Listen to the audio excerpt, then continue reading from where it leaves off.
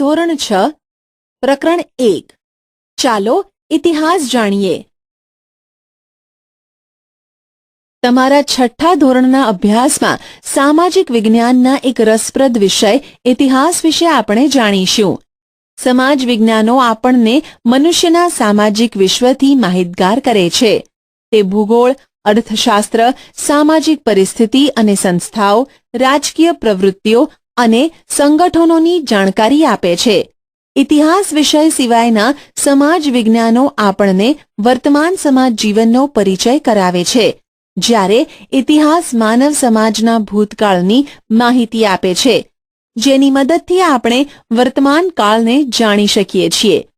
શું આપણે ભૂતકાળના જ્ઞાન વગર વર્તમાન સમાજ જીવનને સમજી શકીએ? માનવે જ્યારે અગ્નિનો ઉપયોગ શરૂ કર્યો ન હતો ત્યારે તેનું જીવન કેવું હતું? તમે એ બાબતની કલ્પના કરો કે માનવી ખેતીવાડી, રસ્તા, વાહન વ્યવહાર, મકાનો વગર કેવી રીતે રહેતો હશે?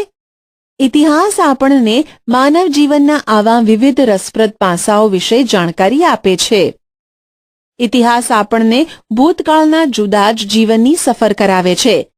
એક યુગમાંથી બીજા અને બીજામાંથી ત્રીજા એમ અનેક યુગોના માનવ જીવનના રીત રિવાજો, માન્યતાઓ, તેમના ખોરાક અને પોશાક વિશે માહિતી આપે છે, જાણે કે આપણે કોઈ જુદા જ વિશ્વમાં વિહરતા હોઈએ. આપણે ભૂતકાળના માનવ સમાજનું અધ્યયન શા માટે કરવું જોઈએ એવો વિચાર તમને આવતો હશે.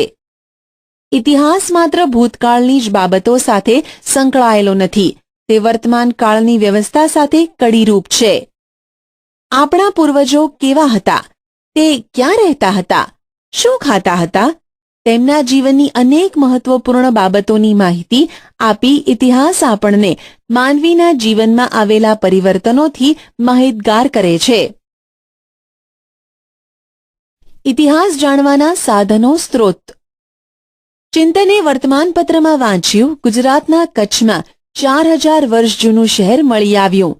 તેને આશ્ચર્ય થયું.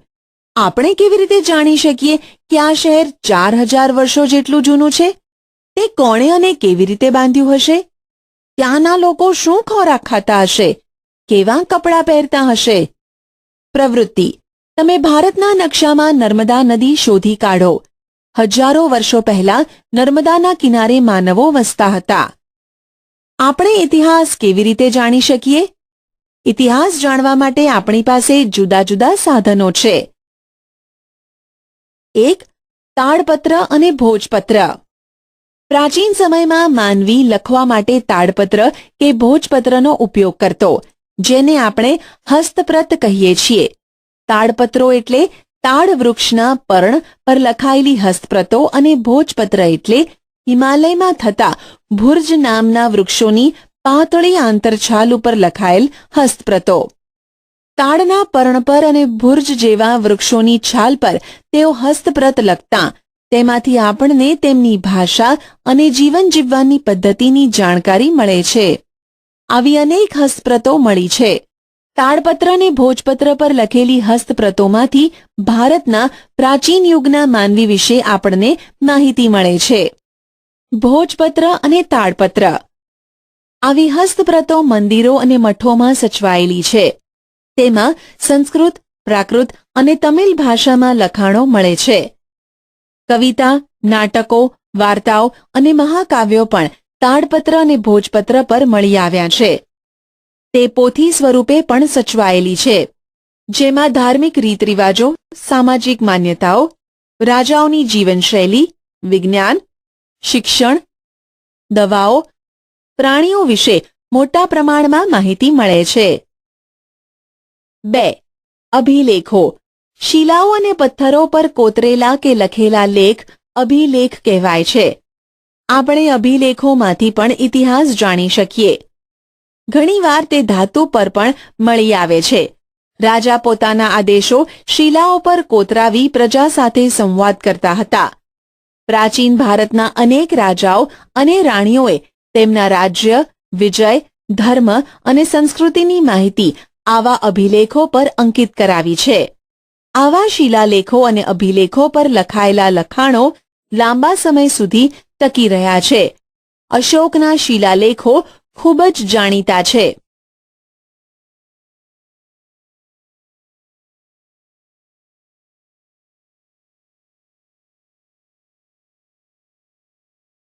ત્રણ, તામ્રપત્રો. તાંબાના પતરા ઉપર કોતરીને લખવામાં આવતું લખાણ એટલે તામ્રપત્ર. અનેક રાજાઓએ પોતાના વહીવટી તંત્ર અને દાનની માહિતી તામ્રપત્રો ઉપર પણ કોતરાવી છે. ગુજરાતમાં આવા તામ્રપત્રો મોટી સંખ્યામાં મળી આવ્યા છે, જેમાંથી રાજાના નામ, તેના ધર્મ, વહીવટી તંત્ર અને દાન ધર્મની વિગતો મળે છે. આવા તામ્રપત્રો પાટણ હેમચંદ્રાચાર્ય લાઇબ્રેરી, ઉત્તર ગુજરાત, અમદાવાદની LD institute of Indology, Navrangpura, ભો જે અધ્યયન અને સંશોધન વિદ્યાભવન, અમદાવાદ, શ્રી મહાવીર જૈન આરાધના કેન્દ્ર, કોબા, ગાંધીનગરમાં સચવાયેલા છે. સિક્કા. સિક્કા પણ ઇતિહાસ જાણવાના અગત્યના સાધનો છે.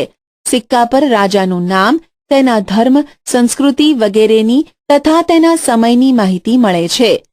ભારતમાં ઈસવીસન પૂર્વ 5મી સદીના પંચમાર્ક સિક્કા મળી આવ્યા છે, જે સૌથી જૂના સિક્કા છે.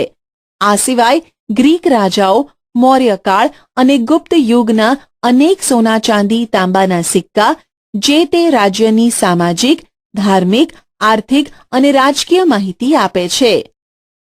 પંચમાર્ક સિક્કા. ધાતુના ટુકડાઓને છાપ ઉપસાવવા બીબામાં મૂકી દબાણ આપી બનાવાતા સિક્કા પંચમાર્ક સિક્કા તરીકે ઓળખાય છે. ઇતિહાસના અભ્યાસીઓ, પુરાતત્વશાસ્ત્રીઓ, ઇતિહાસકારો અને પ્રવાસીઓ. ઇતિહાસ એટલે કે માનવ સમાજનો ભૂતકાળ જાણવા આપણને પુરાતત્વશાસ્ત્રીઓ, જેને અંગ્રેજીમાં આર્કિયોલોજિસ્ટ કહેવાય છે, તે સંશોધન કરીને માહિતી આપે છે. તેઓ પ્રાચીન સ્થળો પર જઈ ઉત્ખનન કરીને મકાનો, સિક્કા, ઈંટો, પથ્થરો, ઓજારો, ખોરાકના નમૂના, મનુષ્યો અને પ્રાણીઓના હાડકાં વગેરે શોધીને તેનો અભ્યાસ કરી તે સમયના માનવોની સંસ્કૃતિથી આપણને અવગત કરાવે છે. પ્રાચીન કાળથી મનુષ્ય એક જગ્યાએથી બીજી જગ્યાએ પ્રવાસ કરતો રહ્યો છે. ઘણા પ્રવાસીઓ બીજા દેશોમાં જઈને ત્યાંના જીવનની નોંધ પણ કરતા હતા. આવા પ્રવાસીઓના પ્રવાસન વર્ણનમાંથી આપણને જે તે દેશના ઇતિહાસ અને સંસ્કૃતિની જાણકારી મળે છે. તેમાં મેગેસ્થેનિસ, પ્લિની, ફાહિયાન, યુનશ્વાંગ જેવા મુસાફરોનો સમાવેશ થાય છે. પુરાતત્વશાસ્ત્રીઓ અને ઇતિહાસકારોના સંશોધનથી આપણને ઉત્તર પશ્ચિમ ભારતમાં સિંધુ નદીના કિનારે પાંગરેલી મહાન સભ્યતાના દર્શન થાય છે.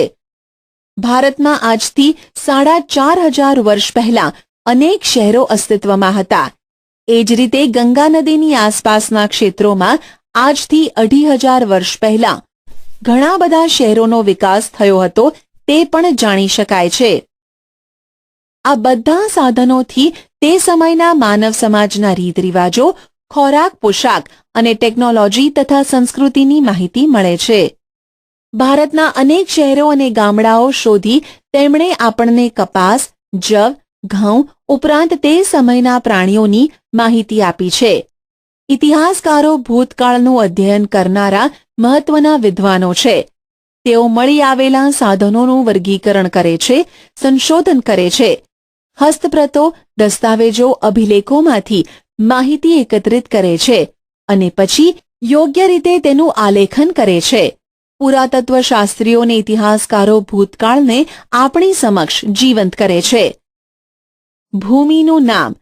આપણે આપણા દેશને 2 નામોથી ઓળખીએ છીએ, ઇન્ડિયા અને ભારત. ઇન્ડિયા શબ્દ ઇન્ડસ પરથી ઉતરી આવેલો છે, જેને સંસ્કૃત ભાષામાં સિંધુ કહેવાય છે. પ્રાચીન ઈરાન અને ગ્રીસના લોકો સિંધુ નદીથી પરિચિત હતા. તેઓ આજથી 2,500 વર્ષ પહેલા તે પ્રદેશના સંપર્કમાં આવ્યા હતા. ઈરાનીઓ સિંધુ નદીને હિન્ડોસ અને ગ્રીસના લોકો ઇન્ડસ કહેતા. તેઓ આ નદીના પૂર્વ કિનારાને ઇન્ડિયાથી ઓળખતા. ભારત એવું નામ ઋગ્વેદમાંથી આપણને જાણવા મળે છે. ભરત નામનો માનવ સમૂહ ઉત્તર પશ્ચિમ ભારતમાં આવીને વસેલો.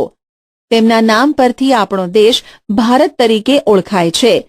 આ સમૂહનો ઉલ્લેખ સંસ્કૃતની આરંભિક કૃતિ ઋગ્વેદમાં પણ મળે છે. સાલવારી. ઇતિહાસમાં સમયનું ખૂબ જ મહત્વ છે. ઘટનાઓ સમય અને સ્થાનની સાથે જ લખી શકાય. આપણે સમયને તારીખ, માસ અને વર્ષ સાથે સાંકળીને સમજીએ છીએ. જેમ કે 20 જુલાઈ 2018 શુક્રવાર. આ પ્રમાણે સમયની ગોઠવણી ઈસુ ખ્રિસ્તના જન્મ સાથે સંકળાયેલ છે. ખ્રિસ્તી ધર્મના સ્થાપક ઈસુ ખ્રિસ્તના જન્મને દુનિયામાં કાળગણના સાથે જોડવામાં આવ્યો છે. આપણે ઈસવીસન એમ કહીએ, અંગ્રેજીમાં એડી એનો ડોમિની એટલે ઈસુ ખ્રિસ્તના જન્મ પછીના વર્ષો એમ કહેવાય. દાખલા તરીકે ઈસવીસન 2000 એટલે ઈસુ ખ્રિસ્તના જન્મ પછીના 2000 વર્ષ. એ જ રીતે ઈસવીસન પૂર્વે બીસી બિફોર ક્રાઇસ્ટ એટલે ઈસુ ખ્રિસ્તના જન્મ પહેલા. ઉદાહરણ તરીકે ઈસવીસન પૂર્વે 2000 એટલે ઈસુ ખ્રિસ્તના જન્મ પહેલાના 2000 વર્ષ. ઘણીવાર સાલવારીને એડીને બદલે સીઈ અને બીસીને બદલે બીસીઈ તરીકે પણ લખવામાં આવે છે.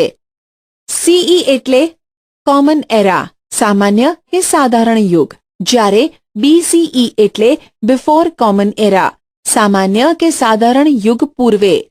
ખ્રિસ્તી ધર્મ વિશ્વના મોટા ભાગના રાષ્ટ્રો સાથે સંકળાયેલો હોવાથી અનેક રાષ્ટ્રોની જેમ આપણે ભારતમાં પણ આ જ સાલવારીનો પ્રયોગ કરીએ છીએ. ઘણીવાર બીપી એટલે કે બિફોર પ્રેઝન્ટ શબ્દનો પણ ઉપયોગ થાય છે. આટલું જાણો. બીસી